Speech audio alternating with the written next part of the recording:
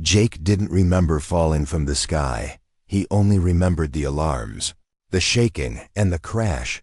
When he opened his eyes, all he saw was red sand and strange purple trees swaying above him. His ship was broken, smoke rising from the side, and everything else around him looked alien.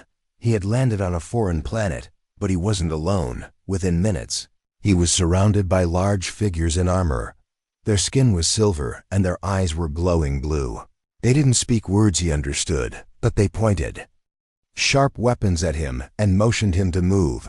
Jake didn't argue. He was tired, confused, and bleeding from his forehead.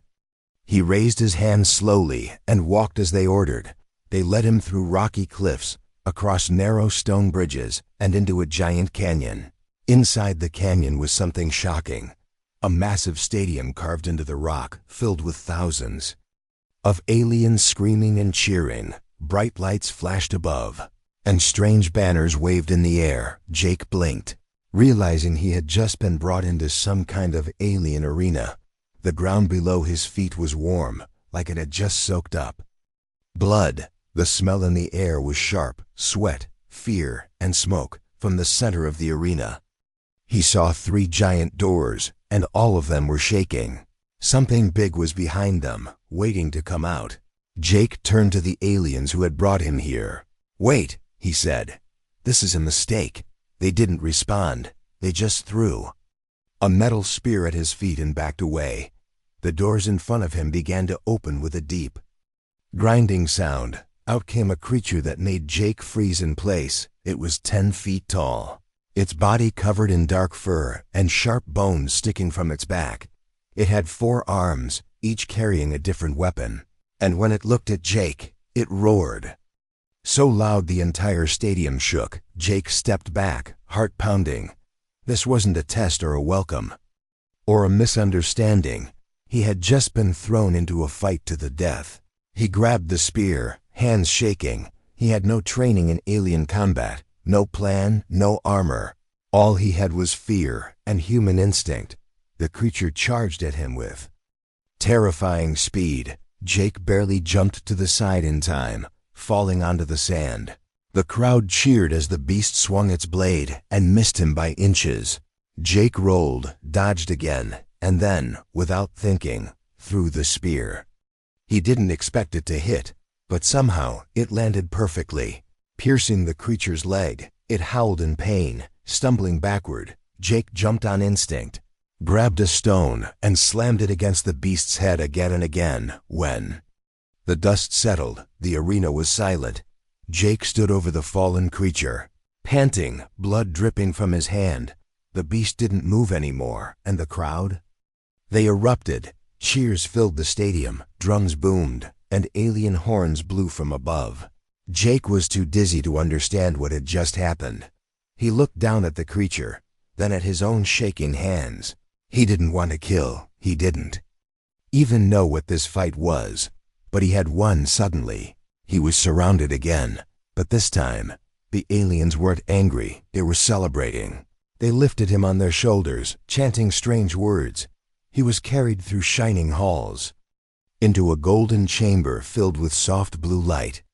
There, waiting for him, were females, dozens of them, tall and elegant, with glowing hair and eyes like stars. They looked at Jake with curiosity and hunger. One of them stepped forward and said something that was instantly translated by a hovering machine. "You have won the mating arena," she said, smiling gently.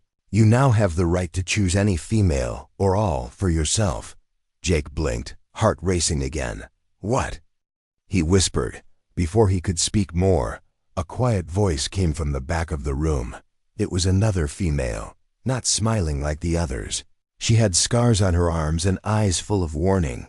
She leaned close to Jake and whispered, "You need to leave," she said. "This is not about love. They will use you until you break." Jake's breath caught in his throat. He looked around, all the beauty, all the smiles, all the shining lights. It was a trap. He hadn't just landed on an alien planet. He had fallen into the center of a ritual older than war, and by accident. He had become the most wanted male in the galaxy, Jake woke up slowly, his body aching and his mind clouded. He wasn't in the arena anymore. He was lying on a bed made of soft alien material. Glowing faintly beneath him, strange music played, gently from hidden speakers, and the scent of flowers filled the room. For a moment, he thought maybe he had been rescued, that someone had realized he didn't belong here. But when he turned his head, his heart stopped. He wasn't alone. Lining the room were alien females, tall, elegant, and glowing in different colors. Some had silver skin, some with soft green, others with sparkling tattoos running down their arms. Their eyes watched him silently, filled with curiosity and something deeper, something predatory. Jake tried to sit up, but a wave of dizziness hit him. One of the females approached, her long silver hair floating like mist. "You are awake," she said softly, her voice echoing through the chamber. Jake stared at her, unsure what to say. "Where am I?" he finally asked. "In the matron's healing chamber," she replied. "You were victorious, and now you are to be rewarded." Jake blinked. "Rewarded? For what?" She tilted her head, like confused by his confusion. "For winning the mating ritual," she said calmly. "You are the Alpha now, by our ancient law. You are to choose your companions." Before Jake could respond, a translator orb floated beside him. Repeating her words in clear English, his stomach turned. "This is a mistake," he said. "I didn't mean to fight. I didn't even know what this ritual was." The female gave a soft smile, like she had heard this before. "You won," she said, "and that is all that matters." Suddenly, another female stepped forward, this one with sharper features and red markings on her skin. "We are ready for the selection," she said firmly. "The females have prepared, and the ceremony begins now." "No," Jake said, trying to rise from the bed. "I'm not doing any ceremony." But his legs were weak, and his body collapsed. Back, the translator orb hovered closer, sensing his distress. Then a soft voice came from the corner. "You shouldn't fight them," it said. Jake turned his head and saw her, the same female who had warned him before. She was standing in the shadows, half hidden behind a pillar. She had violet eyes and wore no jewelry like the others. Her arms were crossed, and she looked at Jake. Not like a prize, but like a person. Jake stared at her, then whispered, "You said they'll use me." She nodded slowly. "My name is Zalara," she said. "And yes, they will." Jake swallowed. "Why me?" Zalara stepped closer and answered with a voice full of bitterness. "Because human males are rare," she said. "Our scientists said you weren't supposed to survive the ritual." Jake felt cold all over. "So they expected me to die," he said. "Yes," Zalara said. "But you didn't." Jake looked around the room, the glowing walls, the silent females, the smiles that now looked fake. He realized he wasn't in a palace. He was in a cage. One of the matron guards stepped in, carrying a ceremonial robe. "You must prepare," she said. "The high matrons are arriving." Zalara suddenly stepped forward, surprising the other females. "I will help him prepare," she said boldly. The guard frowned but didn't argue, handing her the robe and leaving the room. Once they were alone, Jake looked at Zalara, confused. "You want to help me now?" he asked. Zalara didn't smile. "No," she said. "I want you to escape." Jake sat up straighter, despite the pain in his body. "Escape?" he whispered. She nodded, stepping closer. "There's a way out, but we have to act before the selection begins." He looked at her, unsure if he could trust her. But something in her eyes told him she was different from the others. Not cold, not fake, not interested in using him, just tired of this place. "He'll come for you soon," Zalara said. "And once the ritual bond is made, you'll never be free." Jake clenched his fists. "Then help me," he said. "Let's run." Zalara nodded. But just before they moved, the doors opened again, and this time the room was filled with royalty. The high matrons entered, tall and beautiful, wearing glowing robes and crowns that floated slightly above their heads. Their eyes locked on Jake like he was a rare animal. One of them stepped forward, smiled, and said with power in her voice, "Human male, you now belong to the Empire. You may choose your queens, or we shall choose for you." Jake looked at Solara, then at the cold eyes around him, and for the first time since crashing on this planet, he realized something. Terrifying, he hadn't just won a fight, he had become the center of an ancient system he never wanted to be part of, and now he had to survive it. The High Matrons stood in a half-circle around Jake. Their eyes glowed with strange colors, their bodies wrapped in floating robes made from living silk. Each of them was taller than him, stronger in presence, and their voices carried power like thunder. Jake could feel the pressure on his chest just standing there. They didn't see him as a man, they saw him as something rare, something valuable. "The selection begins now," one of the matrons said, her voice echoing in the chamber. Jake took a step back, his legs weak but his will stronger. "I didn't agree to this," he said. Another matron stepped forward, her hair woven with gold vines. "You fought in the arena," she said calmly. "You won, and the law is clear." Jake looked around, hoping someone would listen. "I didn't know it was a mating ritual," he said. "I was just trying to survive." There was a brief silence, then one of the elder matrons, whose eyes were pure white, spoke slowly. "Survival is the first sign of strength," she said. "Your seed is now the most desired on this planet." Jake's heart sank. The way they talked about him, like he was not a person, not a warrior, not a guest, just breeding material. Then the female stepped forward. A group of chosen ones, the most fertile, genetically powerful, and loyal females of the Empire. Each of them was beautiful in an alien way, with perfect posture and faces that didn't show emotions. They circled him slowly, examining him like a trophy. One of them reached out to touch his arm. Jake pulled back. "I said no," he growled. But the matrons only chuckled like he was a child throwing a tantrum. "You will learn to enjoy your purpose," one of them said. Jake clenched his fists. That was the moment Solara stepped beside him. She was the only one not glowing, not smiling, not hiding behind beauty and power. She grabbed Jake's arm and whispered, "We don't have much time." Jake nodded. He trusted her now, the only one who hadn't treated him like a prize. They backed away slowly, but one matron raised her hand. "Where do you think you're going?" she asked with a sharp edge in her voice. Solara didn't flinch. "He is not ready," she said boldly. "He needs more healing, or his seed may fail." The matrons looked at one another. It was a risky lie, but it worked very well. The lead matron said coldly, "Take him to the lower resting chambers." Solara nodded and walked out, guiding Jake through a side tunnel that curved into the lower levels of the palace. The lights dimmed the deeper they went, and the laughter and music faded. Only the sound of Jake's heartbeat remained. They reached a sealed door, and Solara placed her hand on the panel. It scanned her skin and opened with a hiss. Inside was a narrow hallway with stone walls and flickering lights. This was no longer the royal zone. It was the underbelly of the Empire. "Where are we going?" Jake asked. "There's a way out through the waste tunnels," Solara replied. "But we must move quickly." Jake followed her, stumbling at times, his body still sore from the arena. He noticed she kept looking back at him, not with fear, but concern. "Why are you helping me?"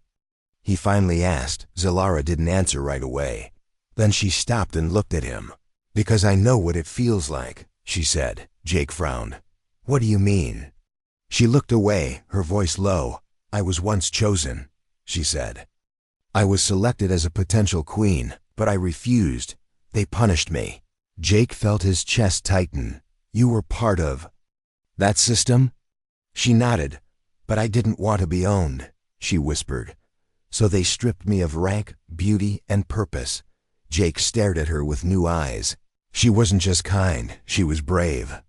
They reached a wide chamber with metal pipes and thick steam rising from grates. Jake coughed from the heat and smell. "This is the old waste system," Solara said. "It leads to the edge of the jungle." Just then, alarms rang through the walls. A voice echoed across speakers in a harsh alien tongue. Zalara's face went pale. "They know," she said. "They know you didn't go to the bonding chamber." Jake looked at the dark tunnel ahead. It was wet, hot, and full of unknown dangers. But it was freedom, or at least the chance of it. "Let's go," he said. They jumped into the tunnel. Running through the thick mist, behind them, doors slammed shut, and footsteps echoed. Soldiers were coming. But Jake didn't stop, and neither did Zalara. He wasn't running because he feared mating. He was running because he wanted a choice. Because love shouldn't come from blood or law. It should come from the heart. Asterisk, the tunnels were dark and narrow, filled with heat and steam. Every step Jake took echoed off the damp metal walls. Zalara moved ahead of him, fast and quiet. Her long legs used to these forgotten paths. Jake followed close, slipping once but catching himself, the heat burning his throat. Behind them, alarms still echoed, faint but getting louder. "They're tracking us," Zalara said. Not looking back, Jake wiped sweat from his face. "How do they know where we are?" "They have scent readers," she replied. "The queens never want their property escaping." Jake almost shouted. "I'm not property," Zalara gave a bitter smile. "Not to me," she whispered. "But to them, you're nothing else." They turned a corner and reached a circular hatch sealed shut. Zalara knelt beside it, pulling wires from a control box. Jake watched her fingers move fast, clever and steady. "Where'd you learn that?" he asked. "I used to be one of them," she said softly. "Before I rebelled," Jake frowned. "So you were a royal?" She nodded. "Raised for power, trained to seduce, ordered to obey. But I refused the first alpha they forced on me." Jake watched her more carefully now, not as someone weak or wounded, but someone who had risked everything. Zalara glanced at him and said, "You remind me of someone I once knew. Was he human?" Jake asked. "No," she said, "but he was kind." She pulled a wire loose, and the hatch clicked open. Steam hissed out, and the smell of wild plants hit their faces. "This leads to the jungle," she said. "If we can reach the outer edge, they'll stop hunting." Jake climbed up after her, stepping out onto soft moss and uneven rock. The sky above was purple with two suns glowing low. Alien birds flew past, screeching, and strange trees stretched like twisted towers. Zalara pointed toward the east. "There's a human outpost 3 days from here," she said. "Hidden near the waterfall cliffs." Jake looked around, heart still racing. "And in the meantime?" he asked. "We survive," she said, "and pray we don't run into hunters." They began moving through the thick jungle. Jake stumbled often, unfamiliar with the soft, uneven terrain. Zalara moved with grace, cutting through vines and whispering directions. He watched how calm she stayed, how alert she was. She wasn't just an outcast. She was a survivor, and Jake knew he wouldn't last long without her. Hours passed and the suns began to set. The jungle grew louder, creatures howling, leaves rustling, eyes watching from the dark. Jake's feet ached, and his muscles burned. "Let's stop here," Zalara said. Motioning to a hollow under a large tree, they sat in silence for a while. The air was thick with moisture and tension. Jake leaned back against the tree. "This planet is insane," he muttered. Zalara looked at him, eyes softening. "It's not the planet," she said. "It's the system built on control." Jake stared at her. "I don't understand how anyone accepts it." "They don't," she said. "They're born into it and told it's sacred." Jake shook his head. "And the ritual?" "It was created to breed the strongest warriors," she explained. "But it became something darker." Jake remembered the arena, the cheering, the blood. "They made it look like glory," he said. "But it was slavery." Zalara nodded. "And you were the first outsider to win it." A moment of silence passed. Then Jake looked at her carefully. "Why are you really helping me?" he asked. "You barely know me." Zalara hesitated. Then she said something Jake didn't expect. "I had a sister," she whispered. "She tried to run after being chosen. She didn't make it." Jake felt a knot in his throat. "I'm "Sorry," he said. Zalara looked away. "I swore I'd help the next one escape." Thunder rumbled in the distance. The jungle grew quiet, too quiet. Then a sharp sound echoed through the trees. Like metal slicing air, Jake stood up, heart pounding. What was that? Zalara's eyes widened. "Hunters," she whispered. "They're here." Before Jake could speak, something crashed down in front of them. A massive creature in dark armor, its mask hissing steam behind it. Two more stepped from the shadows. Carrying stun rifles, Jake grabbed a rock, stepping in front of Zalara. "You want me?" he shouted. "Come get me." The lead hunter raised his weapon, but just as he fired, Zalara threw a flash pod. Light exploded in all directions, and smoke filled the air. She grabbed Jake's arm and ran, pulling him through the trees. Blasts fired behind them, trees burning and branches falling. They didn't stop running. Jake's legs screamed with pain, his lungs burning. But Zalara kept going, dodging trees, diving through roots. Finally, they tumbled down a hillside and landed near a stream, hidden beneath vines. They lay there, panting. Jake looked at her. "I thought you were the enemy," he said between breaths. She looked at him and smiled weakly. "Maybe I was," she said, "but not anymore." Jake reached for her hand, and this time, she didn't pull away. For the first time since the arena, he felt something real. Not fear, not control, not power, just trust. The jungle didn't sleep, even when the stars lit up the sky with their blue shimmer. The trees whispered and the shadows moved. Jake sat beside the stream, exhausted but alert. Zalara sat across from him, washing a wound on her leg, silent but strong. They hadn't spoken much since the hunter attack. There was too much fear still lingering in the air, too much weight between them.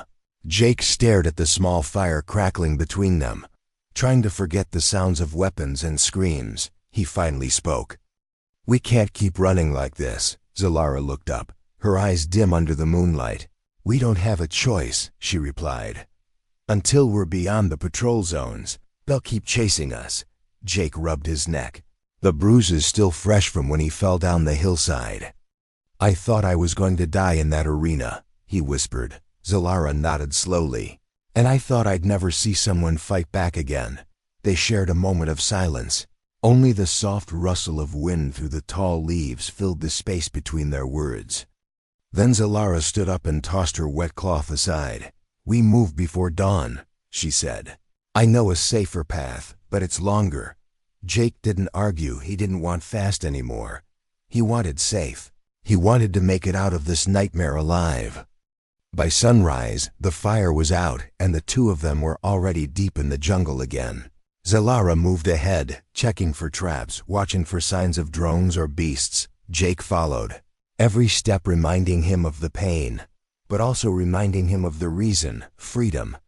They walked for hours, until the sunlight broke through the trees and shimmered on a patch of purple moss. Zalara raised her hand to stop. Jake froze. "What is it?" he whispered. She pointed toward the ground. In the moss was a sharp circle of stone, too perfect to be natural. Jake leaned closer and saw thin threads stretched across the area. "Is it a trap?" he asked. Zalara nodded. "A snare plate," she whispered. "If you step on it, spikes rise and the net drops from above." Jake's stomach turned. "Someone set this for us." Zalara's face darkened. "No," she said. "This was set long ago. Maybe for another runaway." Jake stared at the trap, silent. "How many tried to escape before us?" "More than you'd want to know," she answered, stepping carefully around it. Jake followed, making sure his foot didn't even touch the moss. As they continued walking, the forest grew darker, thicker, and more silent. Even the birds had stopped singing. That's when it happened. A click beneath Jake's boot. He didn't see it, didn't sense it, until it was too late. Metal shot up from the ground, slicing across his ankle. He fell hard, shouting in pain. Blood poured from the wound as he crawled away from the snare's center. Zalara ran to him instantly, kneeling beside him. "It didn't pierce bone," she said, "but it's deep." Jake gritted his teeth, groaning. Great, he said. Now I'm slower. Zalara shook her head, wrapping a cloth around the wound quickly. We're not stopping, she said. We'll hide in the old temple ruins. Just ahead, she helped him up, letting him lean on her shoulder. They moved slowly now. Every step a challenge, every sound a threat. Soon, stone pillars rose ahead of them, broken and covered in vines. The old temple looked abandoned, but it still stood tall among the jungle trees. Inside, the air was cooler, the light dim. They found a corner behind a shattered statue and collapsed. Jake leaned back, gasping. Zalara pulled out a small pack from her belt and removed a glowing paste. This will sting, she warned. Jake nodded. I've been through worse, he muttered. As she applied the paste, Jake watched her. Her fingers moved carefully, like she had done this many times. You've helped others escape before, haven't you? He asked. Zalara didn't answer right away. Then she looked into his eyes and said, No. Jake blinked, surprised. You're the first, she said softly. The others ... didn't make it this far. Jake was quiet for a long time. Then he said, Why risk it for me? Zalara's lips trembled slightly. Because you didn't treat me like one of them, she said. You didn't look at me like a prize or a tool. You looked at me like a person. Jake swallowed hard. I see you, Zalara, he whispered, and I believe you deserve more than what they did to you. Outside, something moved. Shadows passed across the temple floor. Slow and heavy, Zalara pulled Jake closer, her body tense. Stay still, she whispered. They're here. 2 alien hunters walked by the entrance, scanning the area with red lights. They paused, one of them sniffing the air. Jake didn't move, didn't breathe. His blood ran cold. Then, the hunters walked past. Moments later, they vanished into the trees. Jake finally exhaled. Zalara sighed and sat back, exhausted. We can't stay long, she said. Jake nodded. But before they left, he looked around the temple and whispered, This place was sacred once.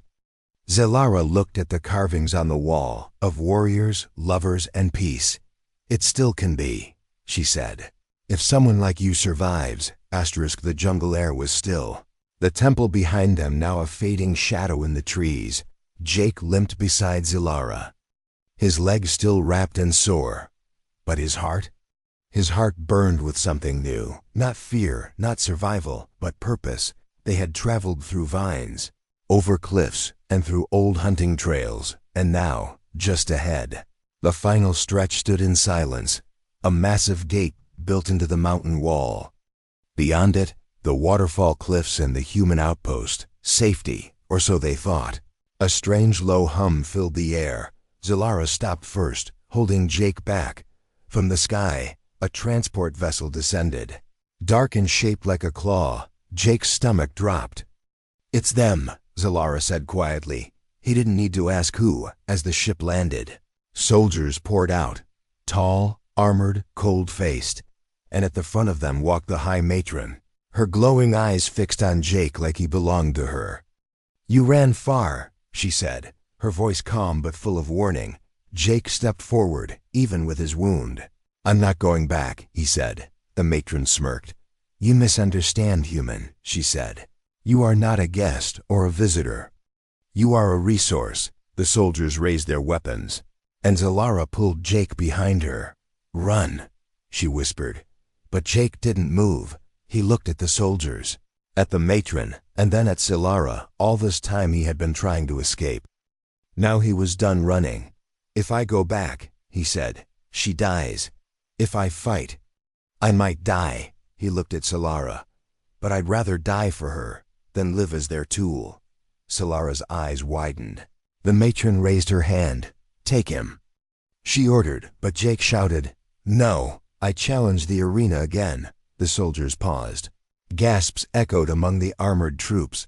The matron's smile vanished, replaced by surprise. The arena? She repeated. I fight, Jake said. Not for your rituals, not for your prizes. I fight for her. The matron's face twisted with interest. You want to fight the royal champion, she said slowly. If you lose, you die. Jake nodded.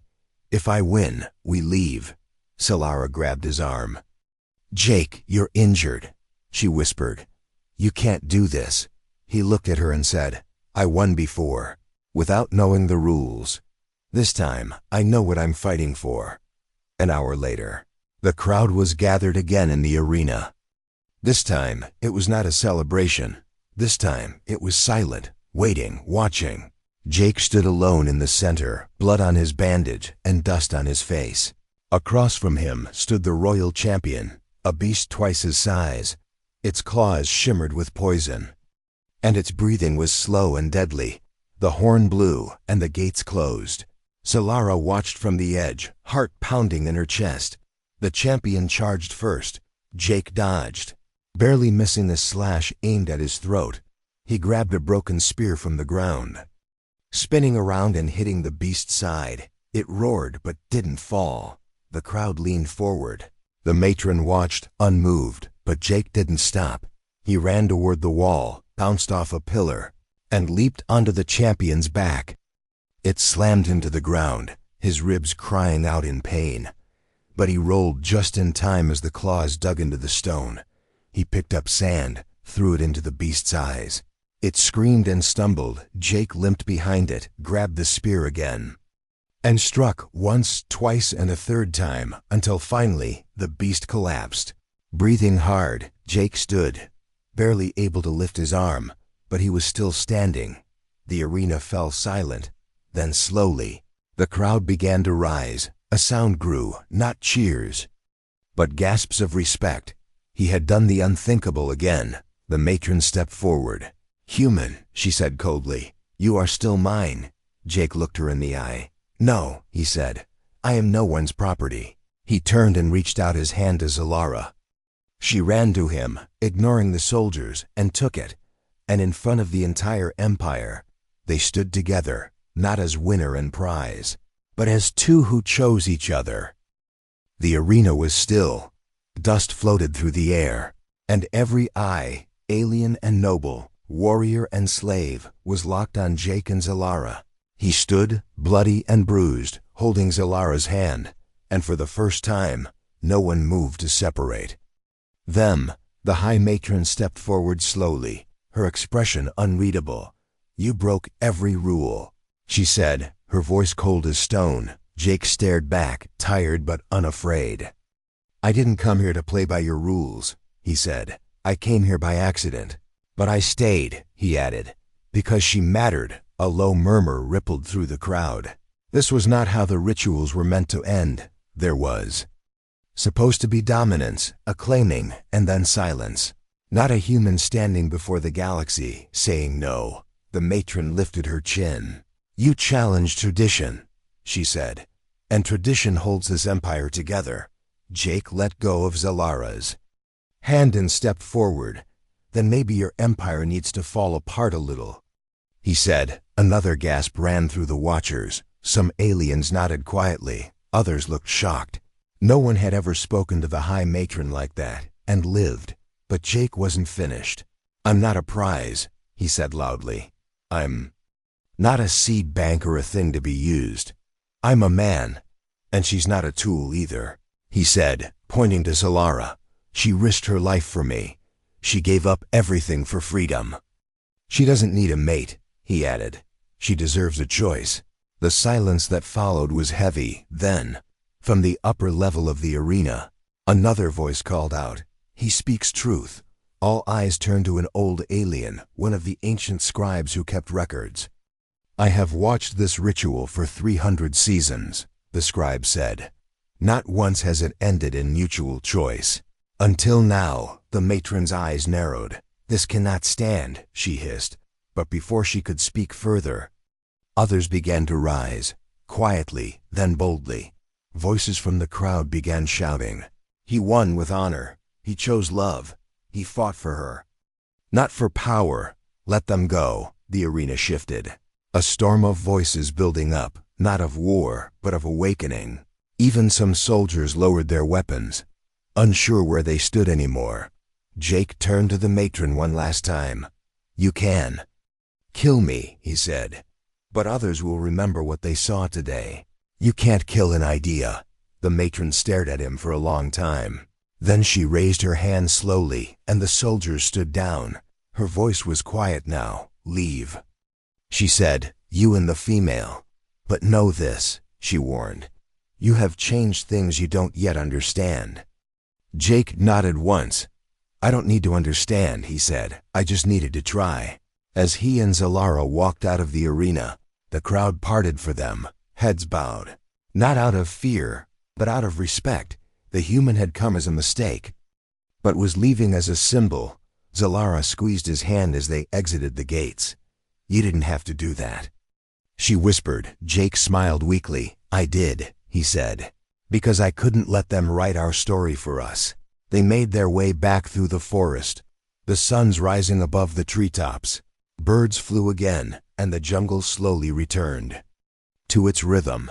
By the time they reached the waterfall cliffs, Jake could barely walk, but he didn't care, because ahead, hidden beneath the rocks, was the human outpost. And this time, someone opened the gate without aiming a weapon. The guards stared in surprise. Are you the one from the signal? One of them asked. Jake nodded. I guess I am. They brought him inside, gave him water, medicine, and a bed. But Jake didn't sleep. He watched Zalara, now finally smiling, not with fear, but with peace. And he knew something had changed. Not just in him, not just in her, but across the galaxy. Because one human had said no. One human had stood in the arena and fought not for mating, not for empire, but for freedom, and the galaxy would never forget it.